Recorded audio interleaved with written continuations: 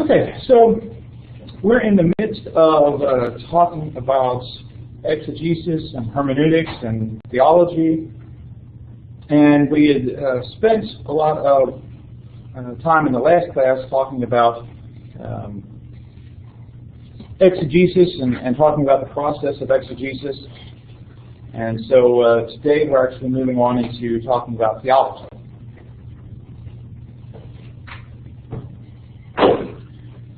I do want to remind you that the preliminary philosophy of ministry essay was due the 29th.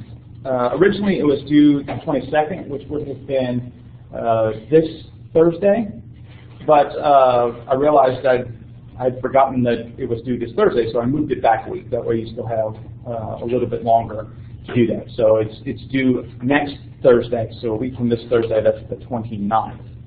The description for it is on Blackboard, so if you have any questions, please let me know. Don't forget, of course, you will have the chance to revise that for the end of the semester once we've gone through some other things and you've had a longer time to reflect on it. Is there something, I can't remember exactly what to say, but it was like, I don't know if I Googled something like that. It was like listing ways.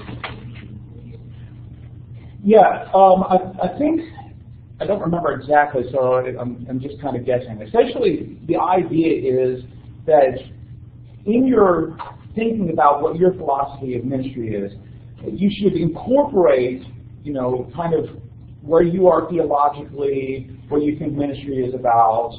You should include relevant Bible passages. I mean, we talked about some of those a couple of weeks ago. Other ones you might think of that really help inform what you think about ministry.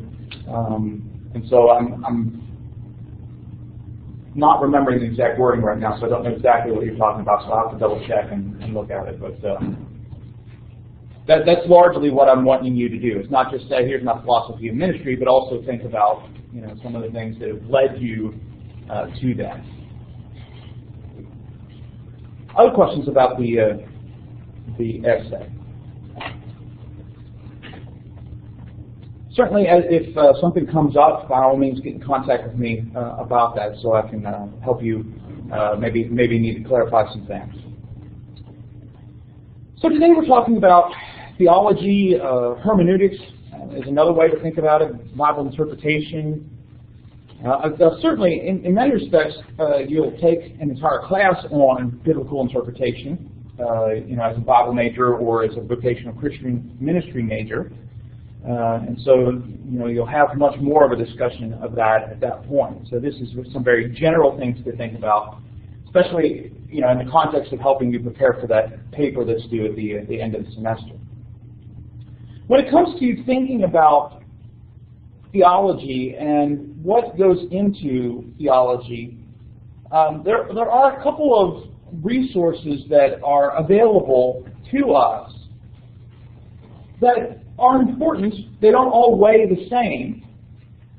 They don't all give us the same kind of sources, and we shouldn't rely on some of these by themselves. But taken together, they do help us make some decisions when it comes to theology. First of all, of course, at the top is Scripture. If we're trying to answer a theological question, if we're trying to make a determination of a teaching, or we're trying to help someone come to a conclusion about some aspect of their spiritual life, our first stop has got to be Scripture. And the Scripture has to be the prime place. Now, I'm not saying that Scripture by itself always provides us with a clear answer on every question we could possibly ask. And that has to do with the way in which Scripture was produced. Right? We don't have an encyclopedia where we can flip to a specific entry and see something we wanted to know. Right? If we wanted to know, well, what What does God think about abortion? We turn to the A. What does God think about worship music? And we can turn to the M's or whatever, right? And so we have to approach Scripture in such a way that it can help us answer the questions we have. I believe it will answer all the questions we have of a spiritual standpoint, but sometimes it's going to require some effort to do that. And so one of the key resources, of course, is Scripture. Another important resource is tradition. Now, our response to this might be immediately, tradition is not something we should be using. The tradition is something human and man-made. Well, in some sense, that's true. And so we have to be very careful in how we use tradition. Simply because a church has always practiced something in a certain way doesn't mean that it's right. Or simply because a religious movement has made this a statement of their faith doesn't mean that it's necessarily right. And so we have to be careful in how tradition informs us. But on the other hand, tradition can help us, conceptualize certain aspects. And so thinking about how the church has historically interpreted a specific subject can help us sometimes maybe fill out some things in Scripture. Essentially, the idea is that tradition can help us determine whether or not we're on the right track. Again, it should not be a source used entirely by itself. It is beneath Scripture, not above it. But it is something that can be influential and help us if it's used in the appropriate kind of ways. Right? That there's a lot of things that tradition helps shape us in that are not necessarily bad things. Right? And so we're thinking about tradition in the sense of the apostolic tradition that has been passed on throughout Christian history. With being mindful that not everything that has been called apostolic tradition is always apostolic tradition.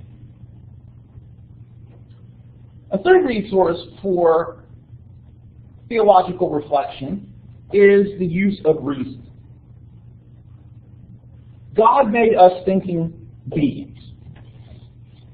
And God gave us the ability to use our brains to draw conclusions.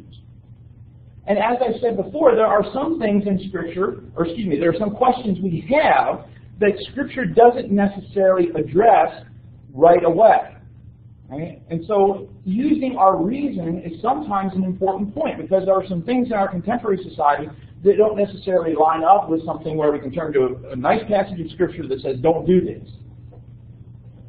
Now, there's a lot in our contemporary society where we can find a Scripture or find a passage or find several passages of Scriptures that can help us understand an issue. But there are some issues that we just have to use our brains, but again, shaped by Scripture, helped along by tradition.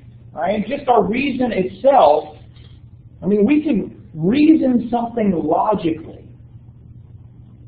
Right? And according to a logical reasoning can be correct, but if we start at the wrong point, then even though it's a logical reasoning, it's going to be wrong. Right? And so reasoning itself can be wrong simply because if we're not starting at the right place, we can draw some conclusions that, had we known something differently, we would make a different decision. Let me try and give you an example. Right?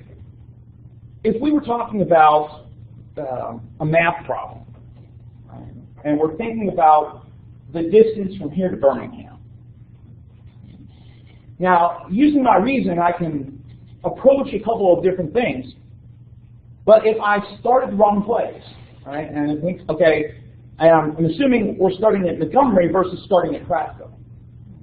My distance is going to be wrong if what I'd actually needed to do was start at Prattville and go to Birmingham versus Montgomery and go to Birmingham, right? And so I can reason correctly using a map and using measurements and all those kind of things, but if I have the wrong starting point, then my reasoning is going to be off.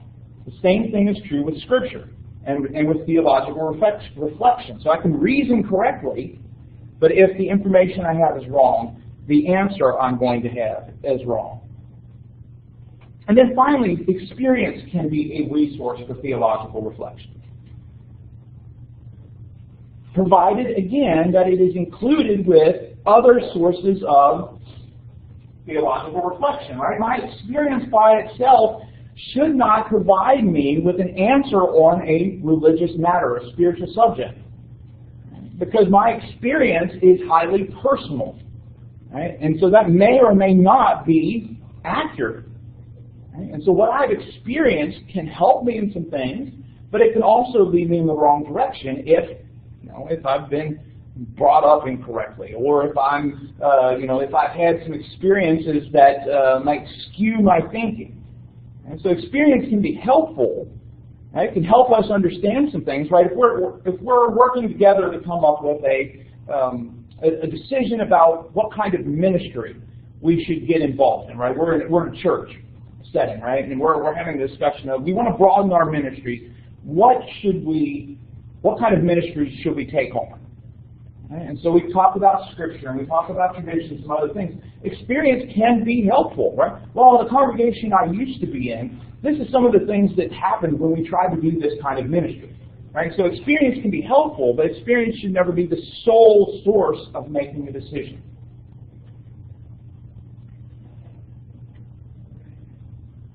As I mentioned, of course, there are some things that Scripture doesn't answer. At least not in a direct way. So, for example, there are some questions that we face in our modern life that were not specifically addressed by Scripture. Essentially, Scripture serves two basic needs. First of all, it was telling specific audiences specific behaviors concerning specific occasions. And we talked about this last Wednesday. Right? Scripture, especially in the New Testament, is highly occasional. Right? And so it was addressed to congregations, to individuals in specific contexts. But secondly, of course, Scripture also serves to preserve the mind of God for all time. Right? So just because it addressed specific situations doesn't mean it's not applicable to us today. But we have to be careful on how we use Scripture sometimes in addressing contemporary types of things. So, for example, in places where it's legal to smoke marijuana, can I, as a Christian, do so? Well, you can pull out your concordance, right? Or you can Google search marijuana, and for all the times marijuana shows up in Scripture, and of course you're going to be left with a big blank. There's nothing in Scripture that talks about marijuana. So, what do you do? Right? How do you address that kind of issue? Why doesn't Scripture talk about marijuana? Well, it wasn't really a thing back then. Right? They're at least a sizable type of issue. So, in that kind of sense, you have to say, okay, what is that what? Right? Using our reason, are there principles in Scripture that might address this? Right? I mean, certainly if it's illegal, right, as it is in still many states, that's one issue, right? And so if it's illegal, then it's illegal. But in situations where it's legal, right, you can't justify it by saying, or you can't address it by saying, well, it's forbidden, so you shouldn't do it. But if you compare it to other behaviors in Scripture that might be similar, let's say the effect of getting drunk being similar to the effect of smoking marijuana recreationally. Right?